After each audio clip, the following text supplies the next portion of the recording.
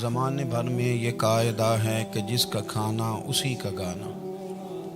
حضرت حکیم الامت فرماتے ہیں کہ زمانے بھر میں یہ قاعدہ ہے کہ جس کا کھانا اسی کا گانا، تو جن کا ہم کھا رہے ہیں انہی کے پھر گیت ہم گا رہے ہیں۔ کائنات ارضی اور سماوی پر سب سے بڑا، سب سے شاندار، سب سے خوبصورت، سب سے ٹھنڈا، سب سے امن والا جو انقلاب ہے وہ میرے نبی پاک نے برپا فرمایا۔ بڑی یہ کم نصیبی ہے کہ مسلمانوں میں فرقے بن گئے اور امت تقسیم ہو گئی، اور تقسیم ہونے سے کمزور ہو گئی۔ لیکن افسوس کی بات یہ ہے کہ لوگ اس بات کو سمجھنے سے عاری ہیں کہ عید میلاد النبی صلی اللہ تعالیٰ علیہ وسلم تو امت اس بات کے شکر کے طور پہ مناتی ہے کہ اللہ نے ہمیں اپنے نبی کا غلام بنایا۔ آؤ میں تمہیں مسلم شریف پڑھ کے سناتا ہوں، اور راوی بھی وہ بندہ جو ہر وقت حضور کے قریب رہتے تھے، حضرت انس بن مالک رضی اللہ تعالیٰ۔ آپ فرماتے ہیں مجھے وہ دن بھولتا ہی نہیں، میں بھلا سکتا ہی نہیں جس دن میرے نبی پاک مکے سے ہجرت کر کے مدینہ طیبہ تشریف لائے تھے۔ حضور اس دن کیا ہوا تھا؟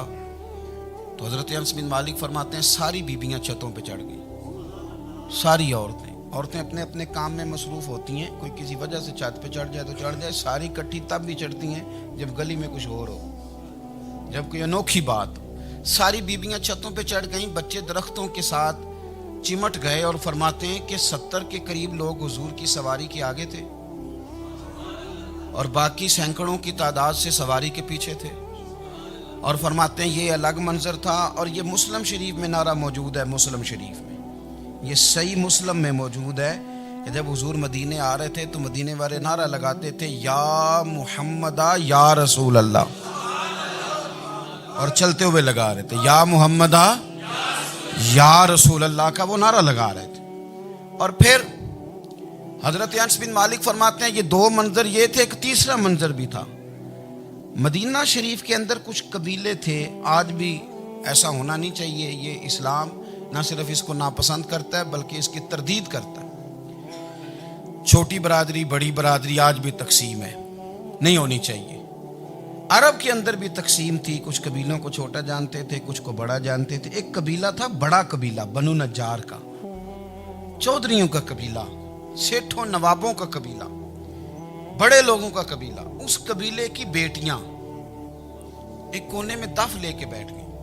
نبی پاک صلی اللہ تعالیٰ علیہ وآلہ وسلم کے غلاموں بات کو سمجھیں۔ ایک منظر یہ کہ عورتیں چھتوں پہ، آج ہم منع کریں گے کیونکہ یہ پردے کی آیتیں نازل ہونے سے پہلے کی بات ہے، اب آیتیں آ گئیں، اب ہم یہ اجازت نہیں دیتے۔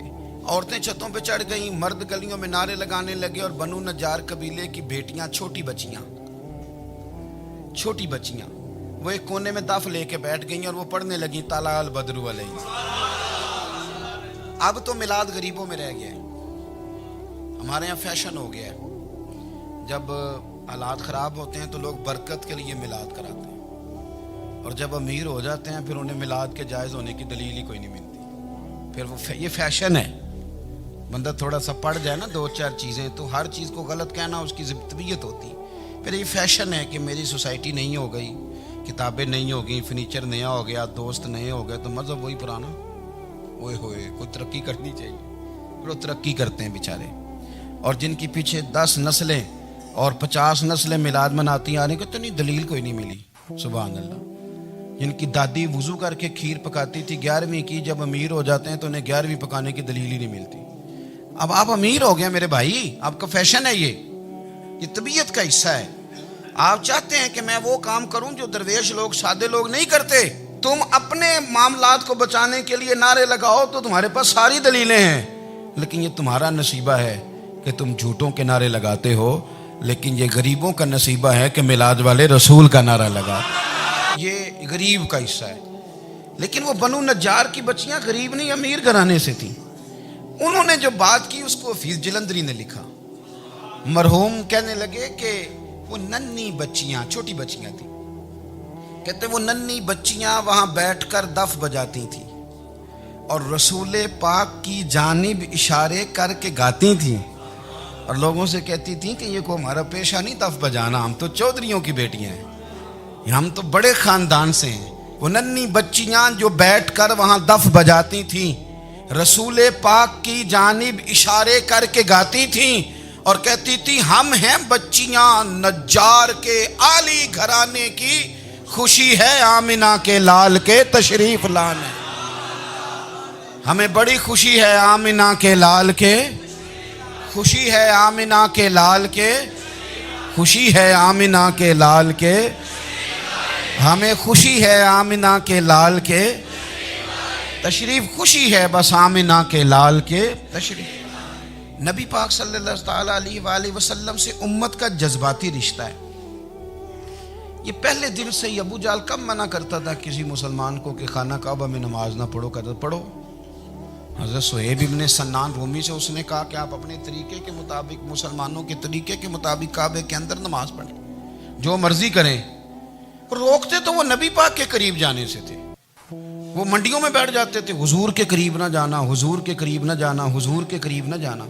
میری بات کو آپ سمجھے اور ہمیشہ یاد رکھیں، امت کا نبی پاک سے جذباتی رشتہ، جذباتی۔ یہ جو رسول اللہ کی امت ہے یہ گناہگار ہو سکتی ہے پر اپنے نبی کی غدار نہیں ہوتی۔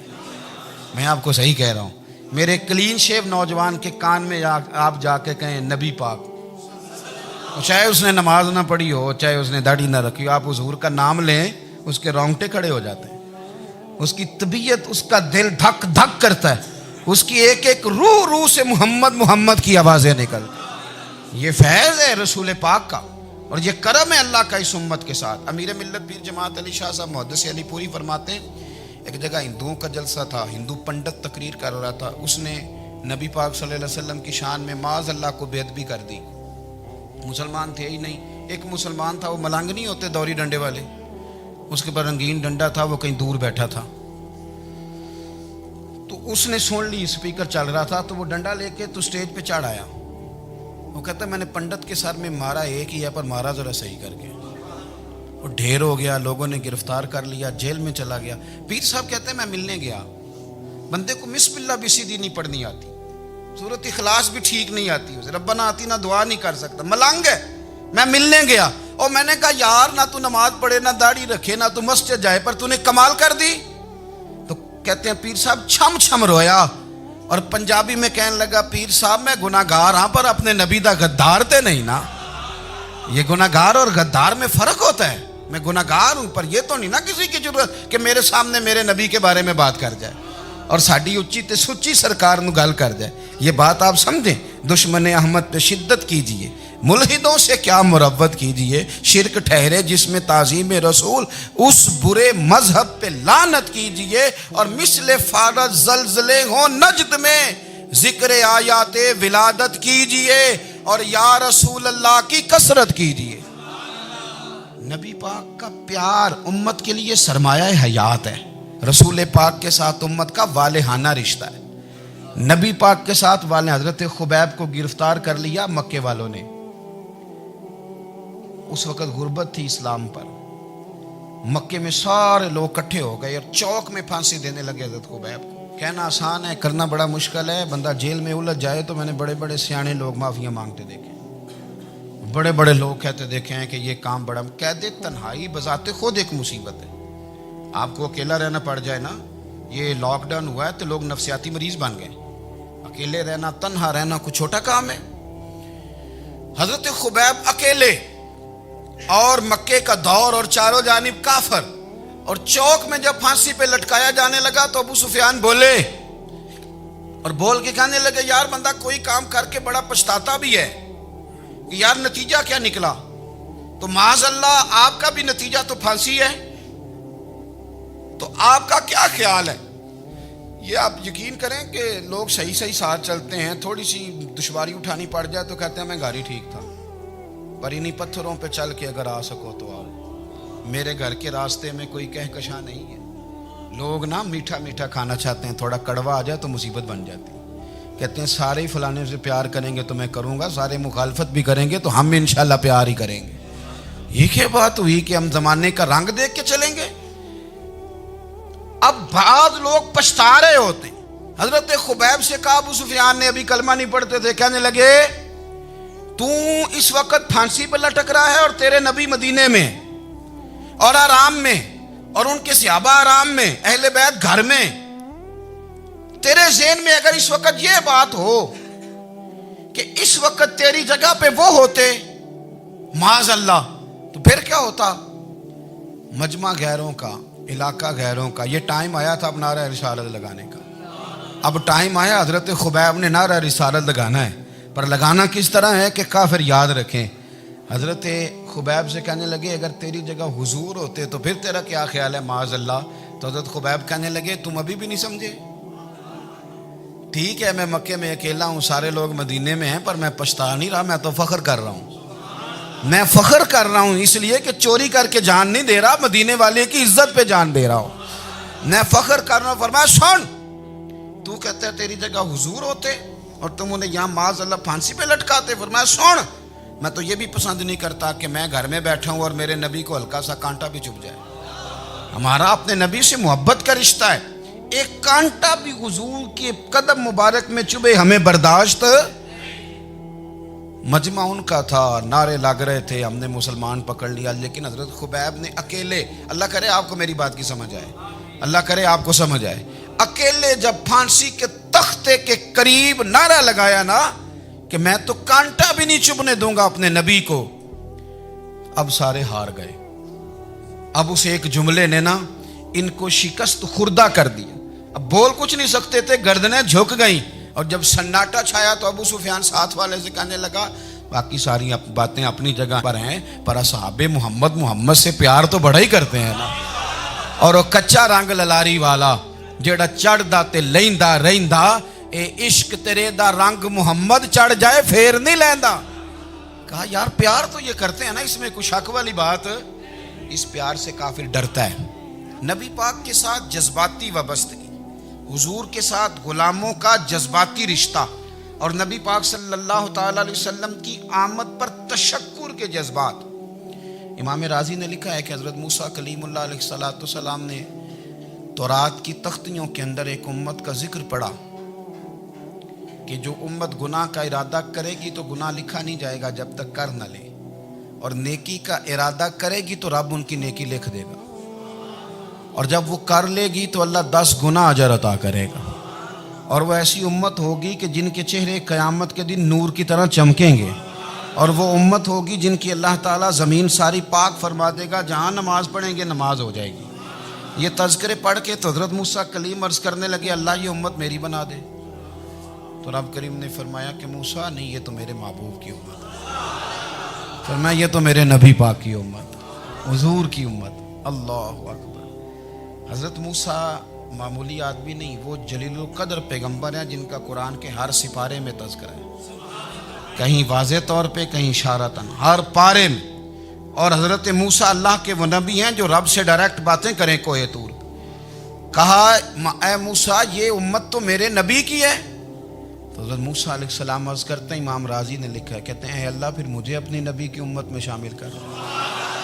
او یار ہمیں لوگ کہتے ہیں میلاد نہ مناؤ، جس امت میں آنے کے لیے حضرت موسیٰ نے دعا مانگی، جس محبوب کی غلامی کے لیے ہمیں تو دعا بھی کوئی نہیں مانگنی پڑی، اللہ نے فضل سے ہی مدینے والے کا غلام بنا دیا۔ تو ہم حضور کے تذکرے نہ کریں، ہم تشکر نہ کریں، ہم نبی پاک صلی اللہ تعالی وسلم کی نعت نہ پڑھیں، ہم حضور کے آنے پر جشن کا اظہار نہ کریں، ہر وہ جائز طریقہ جس سے اظہار خوشی ہو سکے وہ میلاد پہ کرنا چاہیے، اور اس کے لیے اسباب بنانے چاہیے۔ امت کا ایک جذباتی انداز ہونا چاہیے نبی پاک کے ساتھ، ایک وارفتگی، ایک ذوق، ایک طبیعت کے اندر وجدان۔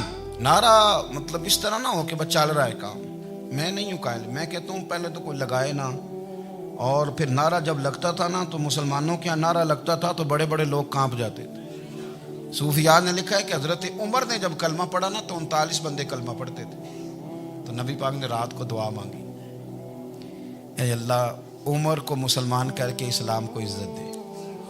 حضرت عمر سویرے آ گئے، میں وہ تفصیل میں نہیں جاتا، بات لمبی۔ حضرت عمر جب آئے نا اور انہوں نے آتے جب کہا نا کہ میں کلمہ پڑھنے آیا ہوں، تو حضور اتنے راضی ہوئے کہ نبی پاک نے کہا اللہ اکبر، تو صحابہ نے نعرے لگائے اللہ اکبر اللہ اکبر، یعنی 40 لوگ مسلمان ہوئے تو نعرے لگے ہمارے صوفیاء کہتے ہیں حضرت عمر کے آنے پر جب نعرے لگے تو بتاؤ کہ وہ تو نعرہ تکبیر لگا، نعرہ رسالت کیوں نہیں لگا؟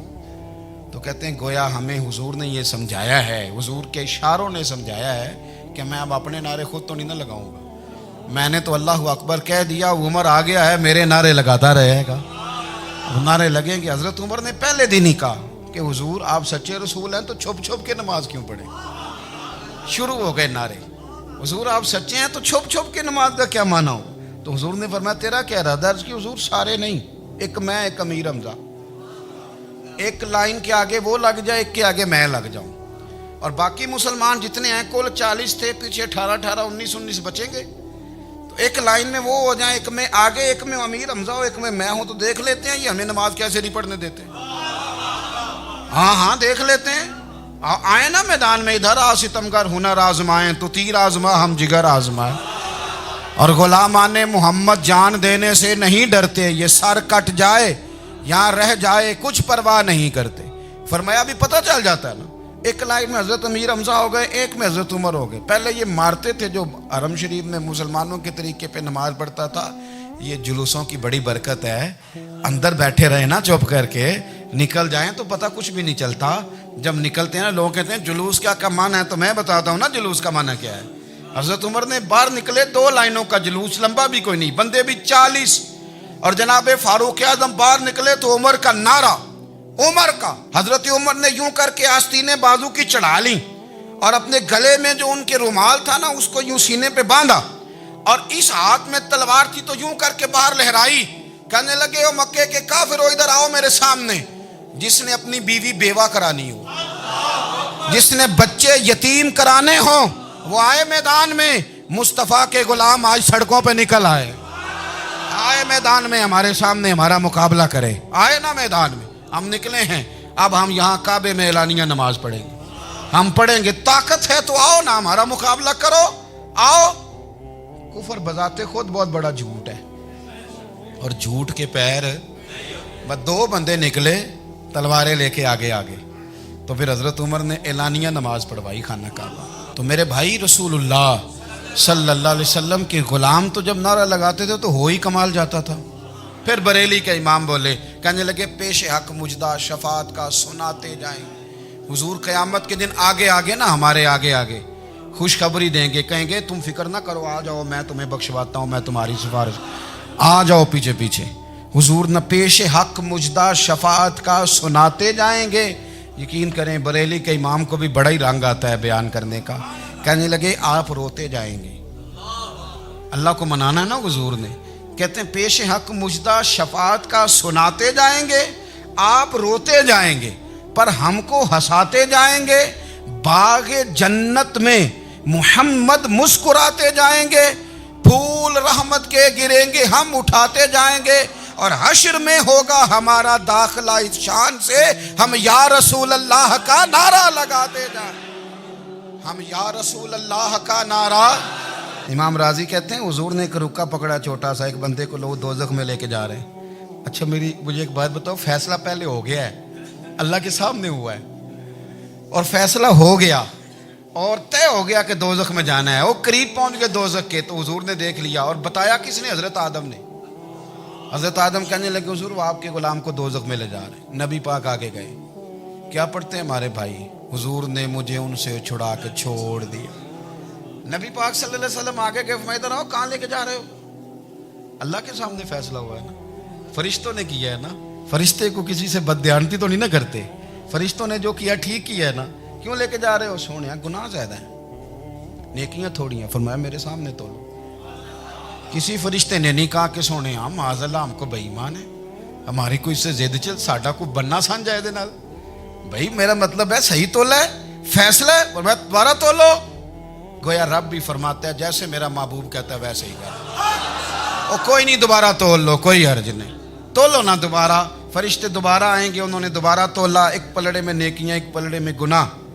اب وہ گناہ پھر زیادہ نکلے تو نبی پاک نے نا جیب سے اتنا سا روکا نکالا، روکے کا بھی کوئی وزن ہوتا ہے، وہ حضور نے نیکیوں کے پلڑے میں رکھ دیا، نیکیاں بڑھ گئیں۔